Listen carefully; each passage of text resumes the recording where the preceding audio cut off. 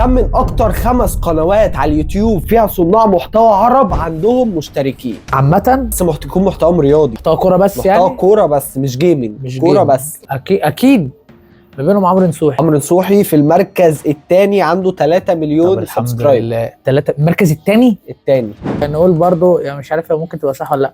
مروان سري. مروان سري، لا مروان سري في المركز السادس عنده مليون و400 يا ألف. لهوي احنا بنقول التوب 5 اكتر 5 صناع محتوى عرب محتواهم رياضي عندهم مشتركين. جلوري بيعمل جلوري جيمنج، جلوري بيعمل رياكت.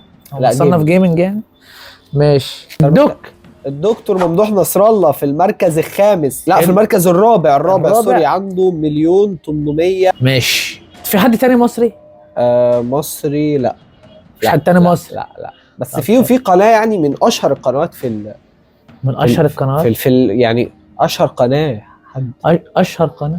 ايوه محمد عدنان في المركز الاول عنده 9 مليون و850 ألف. ردوها عليا يعني خلاص الله اكبر، داخل في اول قناه الله. محتوى رياضي في الوطن مليون. العربي هياخد درع ال 10 مليون باذن الله. كده فاضل كام؟ المركز الثاني والخامس. لا انا مش هقدر اخمن بصراحه.